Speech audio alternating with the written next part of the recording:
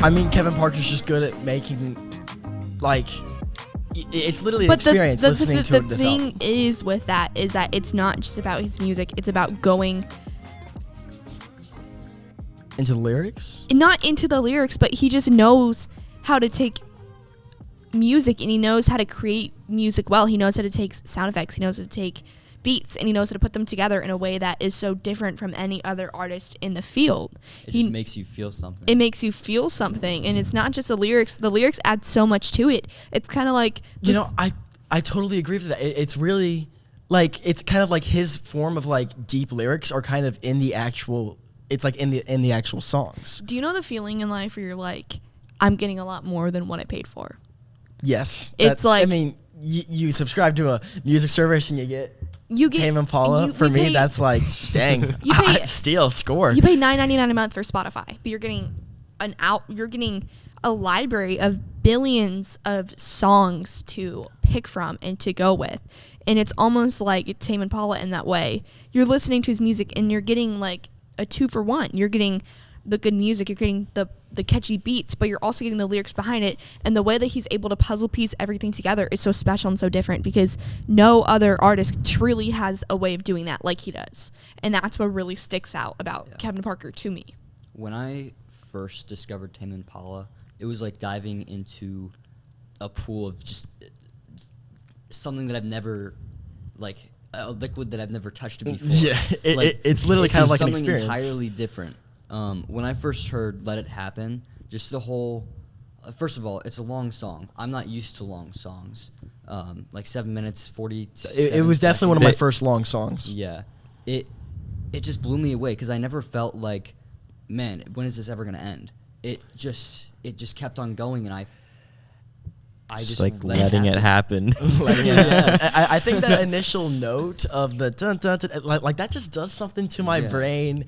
The bridge, the perfect transition into the guitar part where he's going dun dun dun dun, and I mean the lyrics paired with that. I as much as we're kind of subsiding the lyrics right now, I think the lyrics paired with that do absolutely carry a large part of the song. I feel like people, whenever they do dive deep into those lyrics combined with the music, really get a deep understanding of what Kevin Parker's trying to portray.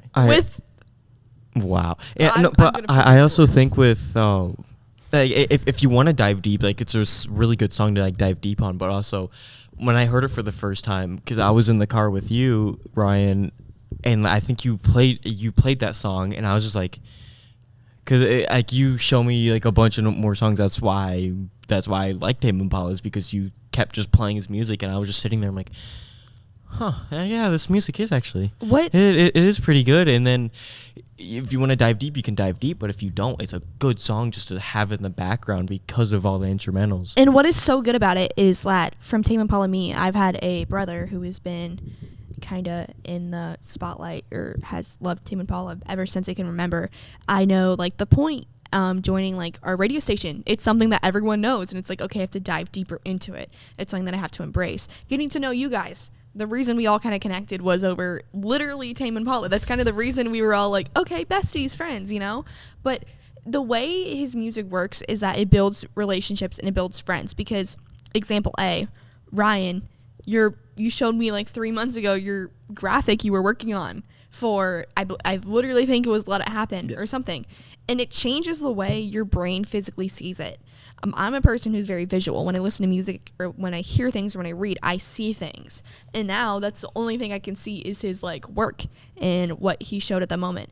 And it took the lyrics to a full new level and to a full new step that I wasn't able to see those colors before. You showed that. Like something just triggered in my brain. Like I need to talk, because like with that is like when like he went into like the guitar like solo like thing, that middle of the song. Yeah, that part.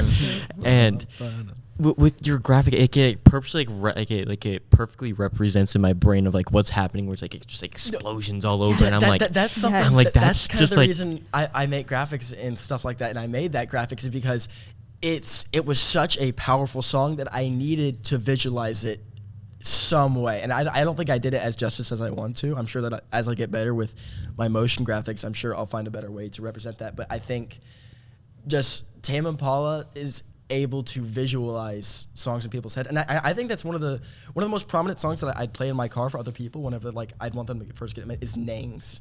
Nangs is a song by Tame Impala that's where the one you played for me. As simple as it is such an experience. It is a literal wah wah wah wah wah wah wah. Yes. But you feel each like wave just kind of hitting you, and I think that song is really special. It's a repeated lyric. It's a repeated line the whole song, and yet you kind of feel literally this like it feels like wah wah wah wah wah. Yeah. No, that was the first song that you played for me, and I want to go back to that moment because like, you just turn the volume all the way up, and it's just like, and then when I got like noise canceling headphones for Christmas, that's the first song I played. Really? And it's just like I just sat there and I'm like out of body experience. It's a serotonin drug. Psychedelic rock. Psychedelic rock. You know, I mean that's name.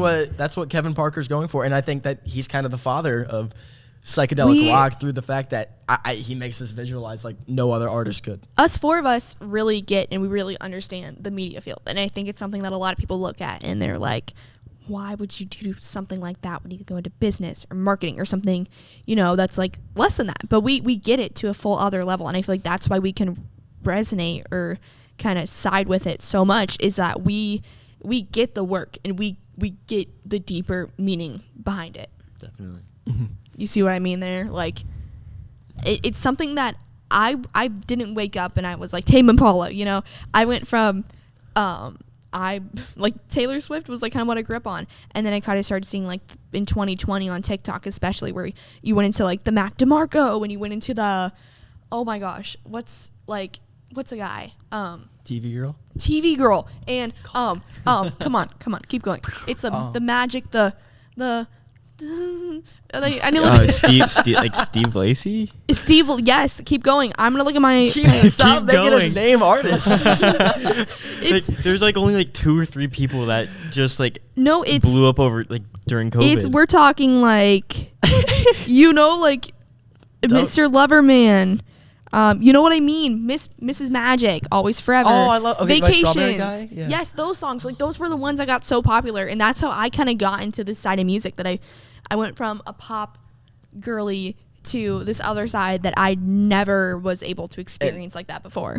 Like we were 3 to 107.9. Dude, like we were kind of talking about earlier, we think pop is kind of on the downfall with this more unique indie psychedelic rock sort of music on the rise. One song that I've been wanting to talk about is New Person, Same Old Mistakes. Just that kind of sounded like the I mean, do you guys know the initial sound was like bow, bow, ba-da? Yes. Like that's such a weird sound. Like the combination of sounds is so weird, but you would never think about that while listening to it. You kind of only think about just that perfect drop, feel like a brand new person. Like it's the same old it's mistakes. It's the same thing with Let It Happen. Is these songs are like the lyrics are more in the actual music than in the actual lyrics. It also, I feel like it almost like catches you off guard with like New Person, Same Old Mistakes, that you're not expecting that. Because with pop and how like I feel like all of us are just so like used to how like pop sounds, and then when you hear that and it's like, oh, this is weird. And like for me, like my first instinct would to just be skip it. But then if you just listen to a couple more seconds, it's like, oh wait, no, this is actually like a really good song. And that's why I feel like with most of Tame Impala songs, that's how it is. It's just a weird it grows on you for sure. start almost, and then you start to love that. And then I've noticed you become like a lot more open to songs, and that's something I've been growing it honestly just in general, just to be more open about a bunch of stuff instead of being like, oh, I don't like that and leave. Because when I was down in Nashville, like around in May, I went to the Grand Ole Opry, and I was like, oh, that's like, this is not going to be fun. It's just like, yeah, sure, like the best country stars go down there and play. But then I went there, I'm like, oh, this is actually really cool. And I keep having those realizations where like I need to be more open about It's stuff. the relationship aspect that I was talking about. It's you take it and you build off of it. It's kind of that issue with like stimulation today. You know what I Yeah. mean? Like Yes. it's literally like if you can't sit through 7 minutes of a song and just try to resonate, give it a real chance. When you're listening to Tame Impala's music, you're not putting that on in the background. You are putting that on to feel something, and singing along. Singing along. But I mean, really just like feeling every note, feeling every beat, being part of the music. It's so different from our world now. Is that like, look, I'm physically touching my phone right now.